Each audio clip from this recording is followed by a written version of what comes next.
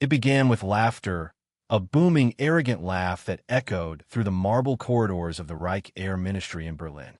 Hermann Göring, the self-styled lord of the Luftwaffe, read the latest American news dispatch aloud to his aides. The report claimed that President Franklin D. Roosevelt had just announced an unbelievable goal.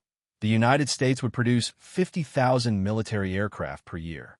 Göring dropped the paper on his desk, leaned back in his ornate chair, and burst out laughing. 50,000, he mocked. They can't even build 5,000. This is what happens when amateurs dream of war. The officers around him laughed as well. To them, America was a country of consumers, not warriors, a land of jazz, automobiles, and business talk, not the grim discipline of Europe's battlefields. None of them knew that this laughter would someday turn hollow, that this boast would one day echo in defeat. In 1940, the United States truly was unprepared for the global storm gathering overseas. Its army was smaller than Portugal's. Its factories were still focused on cars, refrigerators, and radios. Fewer than 4,000 military aircraft existed in its inventory, many of them outdated biplanes. Even its own generals doubted Roosevelt's goal. But Roosevelt understood something deeper, that wars were not won by courage alone, but by capacity, organization, and belief in abundance. His challenge to industry was not only a military order. It was a moral test of American ingenuity. Across the Atlantic, Britain was burning. The Battle of Britain raged in the skies, and Göring's Luftwaffe unleashed thousands of sorties over London and Coventry. The Germans believed they owned the air. But while Göring watched his bombers cross the Channel, a different kind of mobilization was stirring across the ocean. In Detroit, Cleveland, and Seattle, engineers and executives were beginning to think of war not as destruction, but as construction. The question was not, can we build airplanes, but how many can we build if we must? In the spring of 1940, Roosevelt summoned America's top industrial minds to Washington. Among them was William S. Knudsen, president of General Motors, a Danish immigrant who had risen from toolmaker to one of the most respected figures in American manufacturing. Knudsen listened as Roosevelt laid out the impossible numbers. The president wanted 50,000 planes a year. Knudsen hesitated only a moment before replying, "Mr. President, it can be done if you let us run it like industry, not the army." Roosevelt agreed. Knudsen would leave his six-figure salary behind and serve the government for $1 a year. It was a symbolic gesture that electrified the business community. Soon other executives from Ford, Boeing, Douglas, and North American Aviation would follow his lead. Meanwhile, in Germany, Göring's confidence hardened into arrogance. The Luftwaffe dominated Europe's skies. France had fallen in weeks. Britain was battered. The United States, he told Hitler, would never mobilize in time. He was certain that by the time America built its first 1,000 bombers, the war would already be won. But Göring's understanding of war production was rooted in a European model: limited resources, centralized control, and dependence on occupied territories. He could not imagine the vastness of America's industrial base or the spirit that would animate it. In Detroit, the auto plants roared to life with a new purpose. Assembly lines that once produced Buicks and Fords were stripped, redesigned, and retooled for war. Engineers learned to read blueprints for bombers instead of sedans. Men who had built carburetors now built machine guns. Women, too, entered the factories in unprecedented numbers. They learned to rivet aluminum skins, calibrate instruments, and weld fuselages. Their hands would forge the wings of freedom. By 1941, the transformation was underway. Ford's engineers, led by Charles Sorensen, conceived a radical idea: to mass-produce bombers the same way they had produced cars.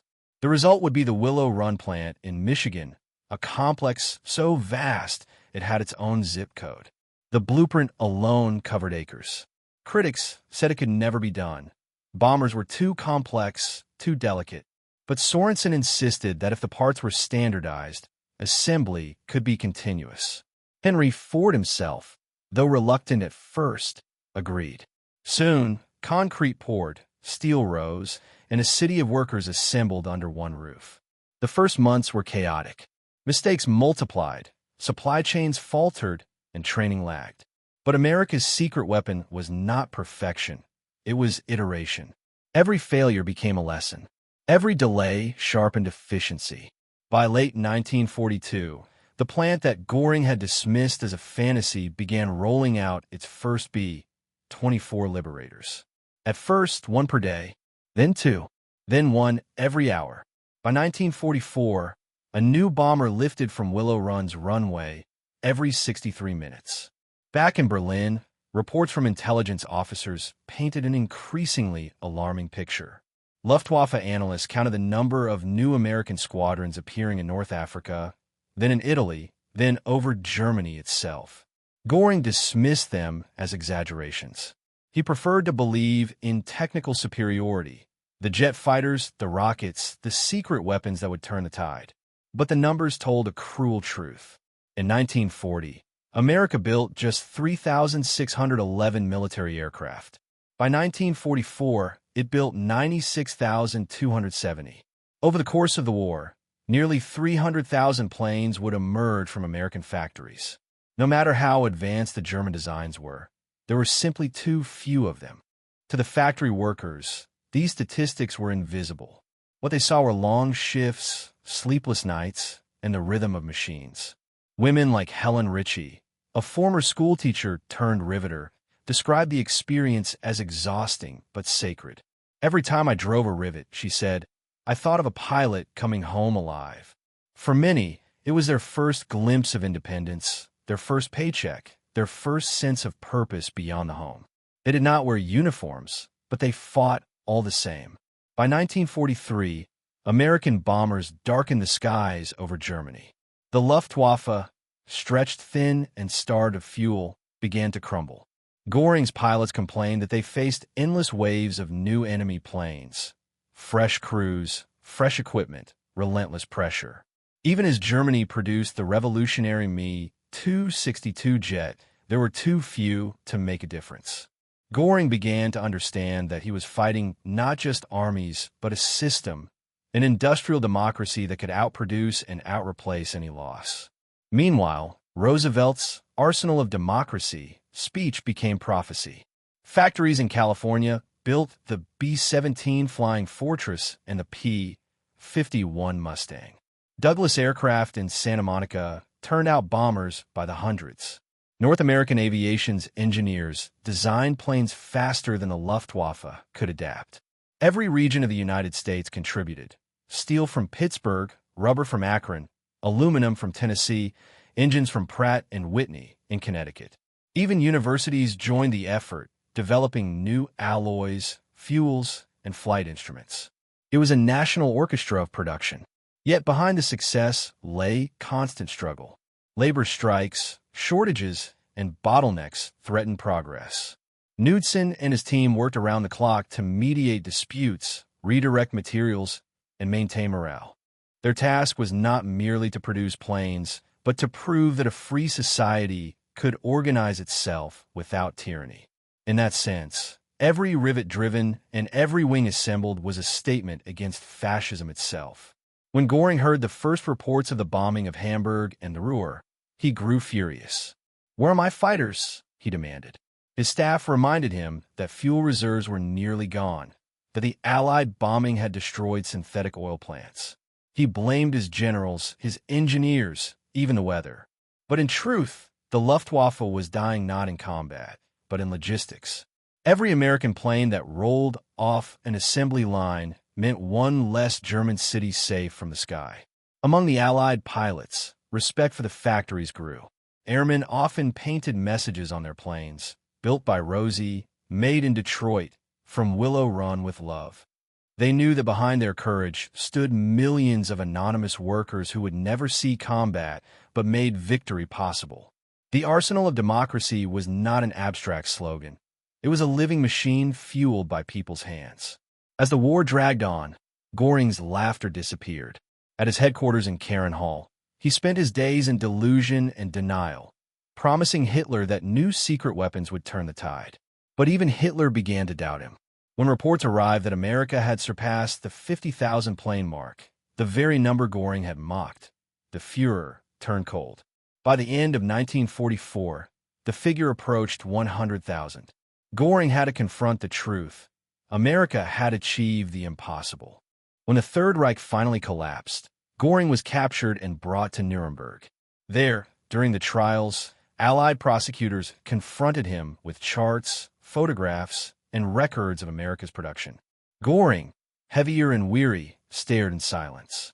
One document listed the total number of aircraft the United States had produced, 295,959. Another compared it to Germany's own, barely 119,000. Asked what he thought of these figures, Göring sighed and said, "It exceeded my worst fears." He admitted that Germany had lost the war not on the battlefield but in the factories. "You won," he told his interrogators, "by industrial power, not military prowess." The irony was complete. The man who had once laughed at Roosevelt's dream now confessed its triumph. America's production miracle had reshaped modern warfare, proving that democracy, when fully mobilized, could outfight and outbuild any dictatorship. The story of those planes was not just a story of machines, but of people. Engineers, welders, secretaries, farmers turned mechanics, immigrants turned supervisors. It was a story of faith in the possible. And yet, even after the war, few truly grasped the scale of what had been achieved. The factories that had once roared with urgency fell silent. Workers returned home, and peacetime resumed. But in archives and hangars across the country, the legacy remained. The blueprints, the assembly techniques, and the spirit of cooperation laid the foundation for the post-war boom and the age of aviation that followed. It all began with one laugh, a moment of arrogance that history would turn into humility. Göring's laughter, echoing through the marble halls of Berlin, would become one of the great ironies of the 20th century. For the man who mocked American production had never understood the true strength of a free nation. Its people's ability to rise when challenged, to turn ridicule into resolve, and to build, not for conquest, but for survival. That was the beginning of the greatest industrial mobilization in human history, a movement that transformed factories into arsenals, workers into warriors, and assembly lines into front lines. The United States had proven that in total war, production lines matter as much as front lines, and that a democracy, once awakened, could outproduce any empire built on fear. The laughter that had once echoed in Berlin was replaced by silence, the heavy, suffocating silence that follows realization. By 1941, Hermann Göring's certainty had begun to erode, though he refused to show it. Reports trickled in from Luftwaffe attaches and German agents in the United States. They spoke of strange movements in Detroit, of car factories running day and night, of women in overalls filing into plants at dawn, of new airfields rising in the American Midwest. Göring dismissed them as propaganda. "They are dreamers," he said. "Factories cannot fight wars. Men do." But deep down, a flicker of doubt began to grow. Across the ocean, those dreamers were working 18-hour days. At Boeing in Seattle, new hangars stretched to the horizon, their floors filled with the skeletons of future bombers. Engineers climbed inside half-built fuselages like surgeons entering the body of a machine. Every rivet, every wire, every bolt mattered. The workers knew that their hands were crafting something that would cross oceans and decide destinies. The smell of oil and metal hung thick in the air, mingling with the hum of thousands of voices. Radios played swing music to keep spirits alive.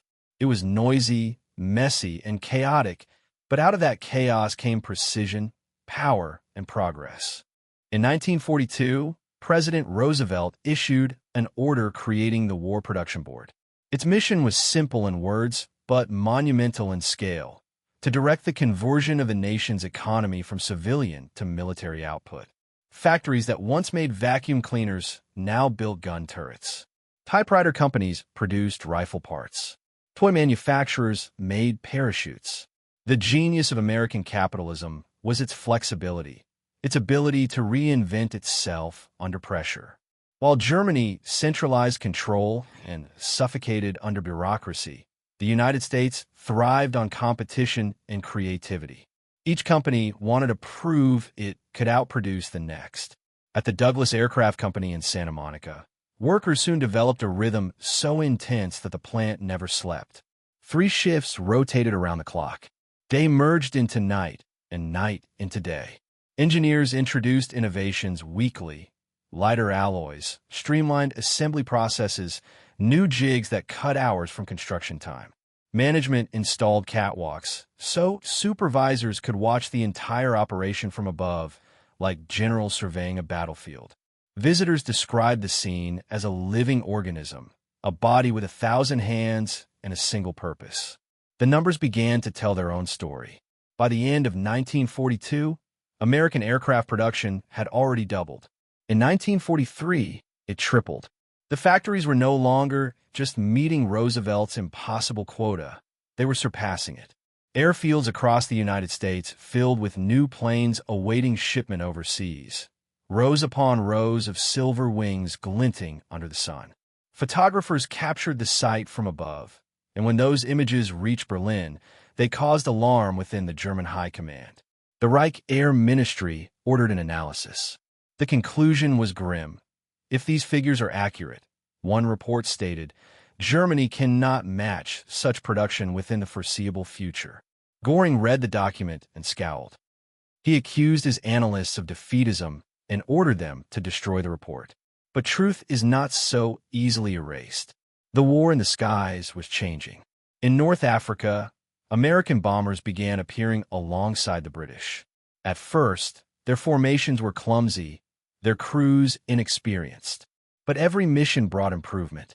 The Luftwaffe pilots who encountered them were surprised by the number of replacements. No matter how many planes they shot down, more kept coming. For every German aircraft lost, America built 10 more. The arithmetic of war was shifting from valor to volume. Inside Germany, the Luftwaffe's own factories struggled under Allied bombing.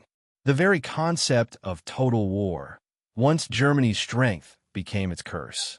Slave labor from occupied countries filled the production lines, but morale was non-existent. Sabotage and inefficiency spread. In contrast, American workers believed in what they were doing.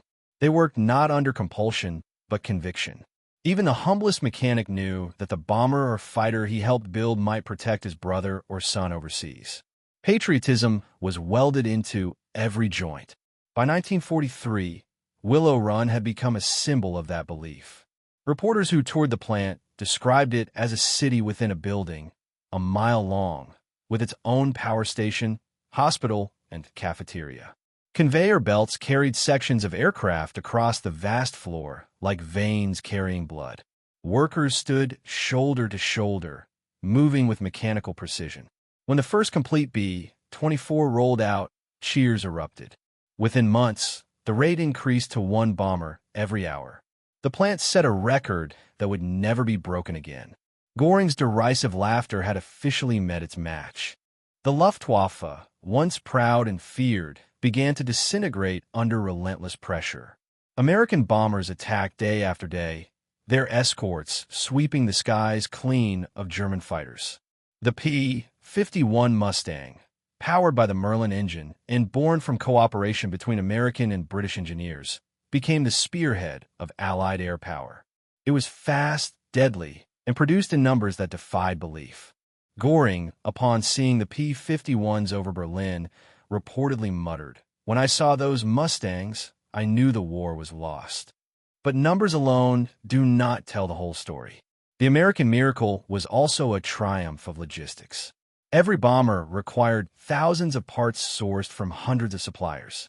Aluminum from Tennessee, ball bearings from Connecticut, instruments from New York, fuel pumps from Ohio, all had to arrive at precisely the right time. Trains crisscrossed the nation, carrying engines, wings, and fuselages from plant to plant. The coordination was staggering. Historians would later call it the birth of modern supply chain management, though at the time, it was simply called getting it done. Fuel was another challenge. The United States built refineries dedicated solely to high-octane aviation gasoline. Synthetic rubber plants replaced the natural supplies cut off by Japan's conquest of Southeast Asia. Every obstacle became an innovation.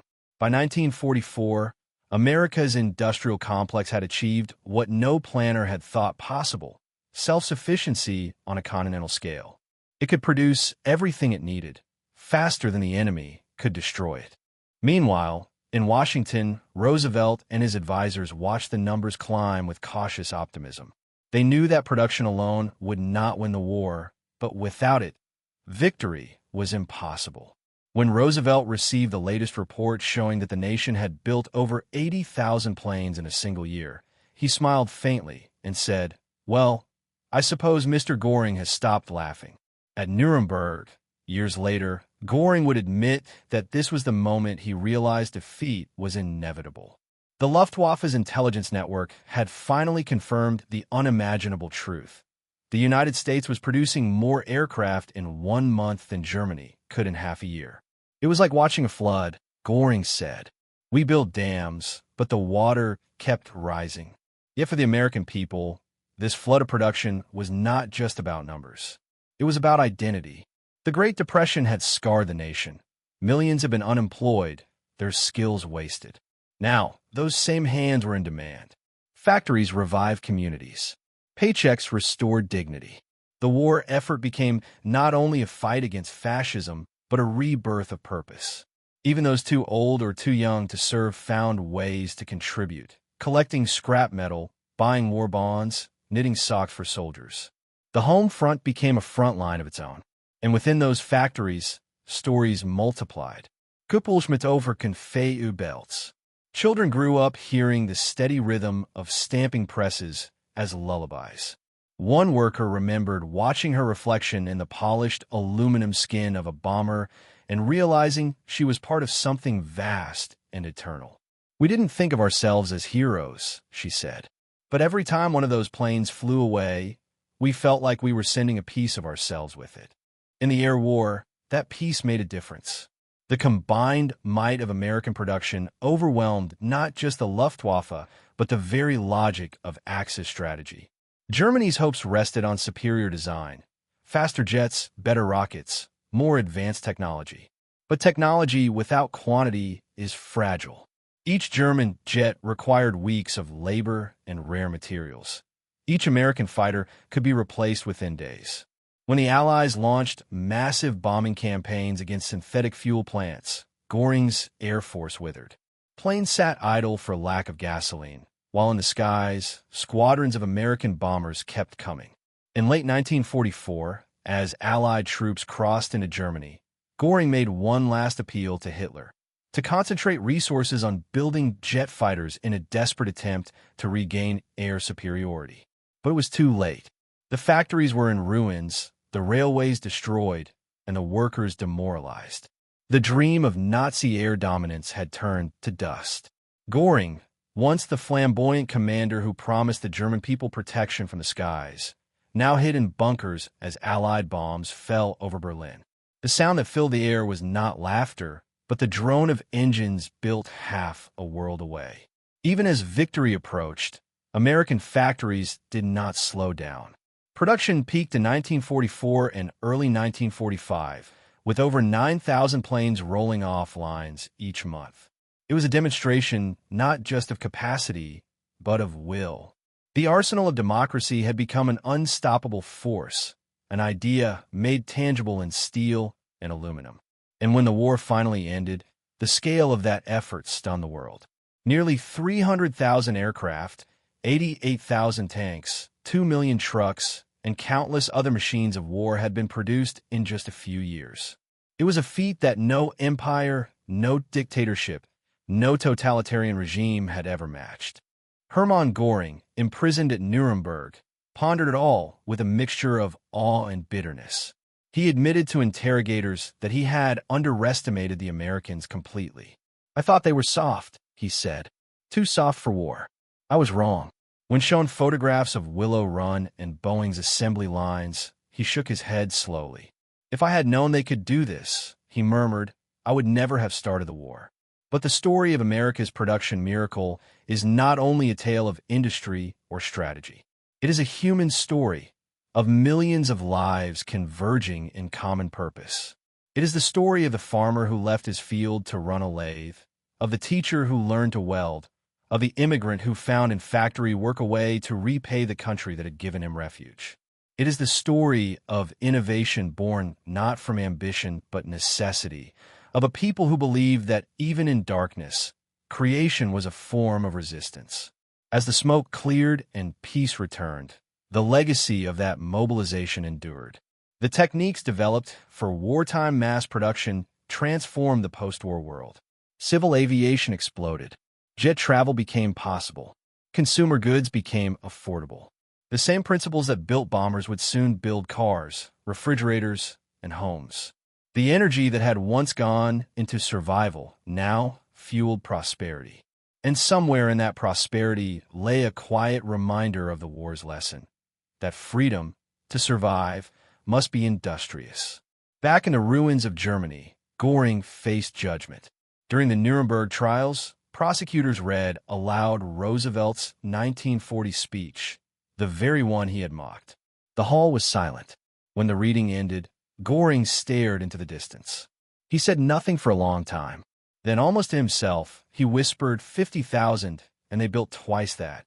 His words were not an excuse, but an epitaph for arrogance, for blindness, and for the empire he had helped destroy. The American experiment in mass production had done more than win a war. It had proven a philosophy, that democracy, when mobilized, was not weak but unstoppable. That laughter in the halls of tyranny could be answered by the roar of 1,000 engines built by free hands. And that no matter how powerful a dictatorship appeared, it could never match the strength of a people united by purpose rather than fear. By 1945, the once boastful words of Hermann Göring had dissolved into history's echo, a reminder of how arrogance blinds even the most powerful men. Yet the story of America's industrial awakening was far from over. The war's final months revealed not only the full might of U.S. production, but also the human strain behind it, the exhaustion, the sacrifice, and the belief that what they were doing would define the future. The factories that had become the nation's beating heart now pulsed at their maximum rhythm. The hum of machinery became the soundtrack of victory. In the early mornings, the streets outside factories glistened with frost, and workers trudged through snow carrying metal lunch pails, scarves wrapped tight against the cold. Trains unloaded shipments of aluminum and steel by the ton. Forklifts whined, cranes clanged, and the smell of hot oil filled the air. Every movement had purpose. Men and women who might never see a battlefield were fighting in their own way by keeping those assembly lines alive. To them, every rivet driven into the body of a plane was another blow struck against tyranny. And yet, fatigue was everywhere. Supervisors walked the aisles reminding workers to rest, to eat, to stay safe. Accidents were frequent, sometimes deadly. Fingers crushed between metal plates, burns from welding sparks, fainting from exhaustion. All were part of the cost. But no one stopped. "We'll rest when it's over," one woman said when interviewed by a war correspondent. Not before. That sentiment echoed across every plant, every city, every shift. The war might have been fought overseas, but the will to win was forged at home. Across the Atlantic, the Allies were advancing on every front. American bombers flew in endless waves over Europe, their bellies filled with payloads forged by millions of anonymous workers. The once invincible Luftwaffe was a shadow of itself. Its airfields cratered, its fuel gone, its pilots exhausted. In the bombed-out cities of Germany, people huddled in cellars as the distant roar of engines filled the sky. Some whispered bitterly that Göring had promised they would never hear enemy bombers. Now, they heard nothing else. In those same months, Roosevelt's vision of the arsenal of democracy reached its zenith. American factories produced almost everything the Allies used. Tanks for the British, trucks for the Soviets, aircraft for every theater of war. Lend-Lease shipments crossed oceans despite submarines lurking beneath the waves. Crates marked "Made in USA" arrived in every corner of the world, from North Africa to the Philippines. Each shipment carried not just weapons, but the weight of an idea. That free enterprise, when harnessed for a collective cause, could be mightier than any dictator's army. Behind the scenes, Roosevelt himself was aging, his health deteriorating from the strain of leadership. Yet he remained the moral anchor of the mobilization. In speeches broadcast over the radio, he reminded the nation why they toiled. We are the arsenal and the sword of liberty. We build not for conquest, but for peace. His voice, calm yet firm, reached into every living room and every factory floor. When workers paused to listen, they felt connected to something vast, a purpose that transcended their fatigue. In Germany, Hitler's rage grew as reports reached him about America's production figures. He accused Göring of betrayal, of failure, of weakness.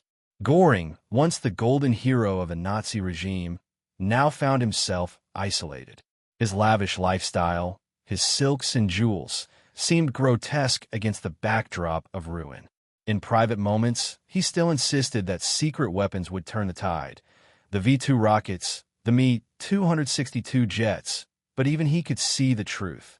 The Reich had built too little too late. Its faith in technical superiority had been crushed beneath the weight of sheer production.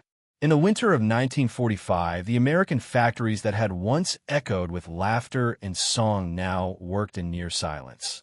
Their workers too tired to talk. They knew the end was near. Posters urging "finish the fight" hung over the walls, faded from grime and oil. At Willow Run, the last B-24s rolled off the line. Workers stood quietly as the final bomber, named the last roundup, taxied down the runway. Some cried, some cheered, but most simply watched, knowing they had built not only machines but history itself. By war's end, the numbers spoke for themselves. The United States had produced more planes than the rest of the world combined. 295,959 aircraft, fighters, bombers, transports, trainers. Every one of them represented countless hours of labor, every hour a thread in the vast tapestry of victory. Germany, once master of Europe's skies, was buried under the avalanche of that production. Göring, sitting in his cell at Nuremberg, could only shake his head when presented with the figures. We never understood, he told his captors, what it meant to have a nation of engineers. But America's success was not only mechanical, it was moral. It demonstrated that democracy could be disciplined, that freedom could organize itself when survival demanded it. The same system that had once seemed chaotic now revealed its strength. Decentralized energy, individual initiative, and shared purpose.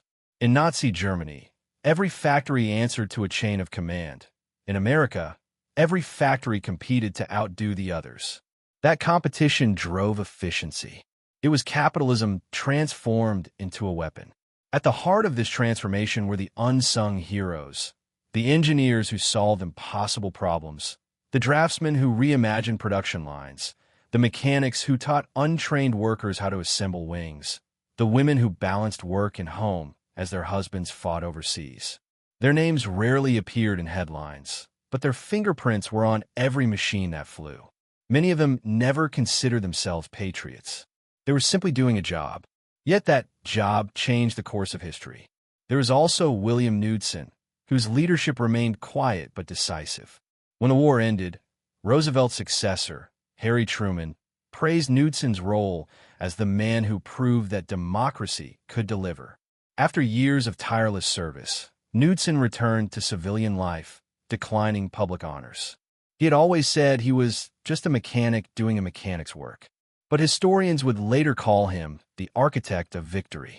His legacy lived not in speeches, but in the machines that filled the skies. As peace returned, America faced a new question: what to do with this colossal industrial machine? The factories could not simply stop. Millions of workers needed jobs, materials, and direction. Many feared a return to the Great Depression once war contracts ended. But something remarkable happened. Instead of collapse, the economy transformed. The same factories that had built bombers now built cars, washing machines, and the technology of the future. War production had unlocked a new level of efficiency, and America rode that momentum into an era of prosperity.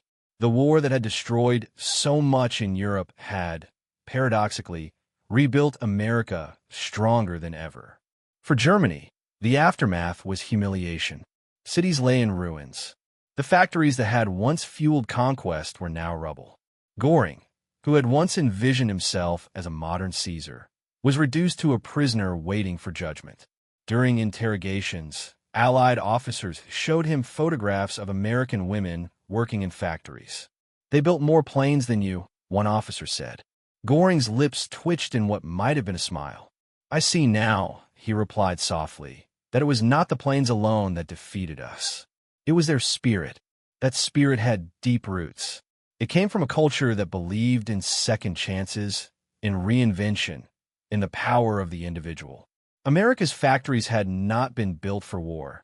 They had been built for dreams, for progress, for the promise of a better life. When war came, those same ideals became weapons. And when peace returned, they became the foundation of a new world order.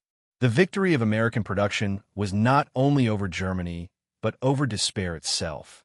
Still, for the men and women who had lived it, the memories remained vivid. The long nights, the constant clatter, the smell of machine oil that clung to their clothes. Some spoke of the loneliness, of working endless hours while loved ones were far away. Others remembered the pride of seeing a finished plane lift into the sky. "We didn't build them to kill," one worker said years later. "We built them so others could come home alive." That sentiment captured the quiet humanity beneath the machinery. In time, historians would analyze charts and figures, draw graphs and models to explain how America had done it. They would point to resource allocation, management systems, and the genius of mass production. But those graphs could never capture the human heartbeat that drove it all. The will to endure, to create, to answer mockery with action. Göring's laughter had been silenced not by words, but by the rhythm of a million hammers striking metal in unison. As the decades passed, the story faded into textbooks and documentaries. Willow Run was dismantled, its vast hangars turned to other uses. Many of the workers who had powered the arsenal of democracy grew old and passed away, their stories scattered among families and forgotten letters. Yet the legacy of their labor lived on in every jet that crossed the sky, in every car that rolled from a modern assembly line, in every lesson about what collective determination can achieve. Hermann Göring's mockery, once a symbol of Nazi confidence, became an ironic footnote in history, the arrogance of tyranny defeated by the humility of work. And perhaps that is the true moral of the story. Wars are not won only by generals or soldiers, but by the millions who stand behind them, unseen and uncelebrated. The laughter of a dictator may echo for a moment, but the sound of progress endures for generations. In 1946, a journalist visiting the ruins of Karen Hall, Göring's bombed-out estate, found a fragment of marble engraved with the German words for power and glory. The journalist took it home as a souvenir, a relic of hubris. Meanwhile, thousands of miles away, the Willow Run plant was producing peacetime goods, its workers smiling in photographs, their children running through fields where bombers had once stood. The contrast was complete. One empire had crumbled into dust, the other had built the future. And so, when we look back at that moment in 1940, at Göring's laughter upon hearing Roosevelt's bold promise, it serves as more than a historical anecdote. It is a lesson written in steel and smoke. It reminds us that underestimating the will of a free people is the gravest mistake a tyrant can make. The Americans did not only build planes. They built faith in their own strength, faith in each other, faith that democracy could be as powerful as any weapon. That faith carried them through war and into peace, reshaping the world along the way. And though Göring's laughter has long since vanished, the echo that remains belongs not to him, but to the millions of factory workers whose toil gave the 20th century its wings. When the guns finally fell silent and peace settled over a broken world, America stood among the ruins, not untouched, but transformed. The nation that had once debated whether it could build 50,000 planes a year had built almost 6 times that number. It had proved, through action and endurance, that free men and women could outwork tyranny, outthink arrogance, and outlast fear. In the quiet that followed victory, the factories slowed. The roar of engines became memories. Men came home from the front. Women returned to families they had kept alive in absence. And the nation began to rebuild a future shaped by everything it had learned. The same hands that had built bombers began building homes, schools, and the engines of peace. The blueprints that once designed machines of war became designs for prosperity. Across the ocean, Hermann Göring sat in his Nuremberg cell, surrounded by the silence of defeat. The man who once laughed at Roosevelt's dream now faced the truth of it. America had done the impossible. The numbers were undeniable, the evidence overwhelming. "They overwhelmed us with steel," he reportedly said, "and with a spirit we never understood." That spirit, of a people united by purpose, not fear, had buried the Reich he helped build. For those who had lived through those years, the memories never faded. The sound of factory whistles at dawn, the sight of endless assembly lines, the sweat, the exhaustion, and the hope, all became part of who they were. And when they told their children about those days, they spoke not of planes or bombs, but of unity, of belief, of what can happen when a nation decides that failure is not an option. The arsenal of democracy was more than machinery. It was a testament that freedom, when challenged, does not retreat. It builds. It adapts. It creates. America's power in that war was not born of conquest, but of cooperation, of ordinary people rising to meet extraordinary times. And so, the laughter that once mocked them became only an echo, faint, forgotten, swallowed by the thunder of 1,000 engines lifting into the sky. History would remember the numbers: 96,000 planes a year, 295,000 total. But what truly mattered could not be counted. It was the courage of a factory worker who refused to give up when her hands ached, the leadership of men who traded wealth for duty, the spirit of a nation that believed that building was a form of victory. In the end, America did not just outproduce its enemies. It outreamed them. It proved that strength is not only measured in steel and firepower, but in the faith of those who believe in something greater than themselves. And long after Hermann Göring's laughter faded into the pages of history, the sound that remained was the hum of a factory in motion, the heartbeat of a free people building their own destiny.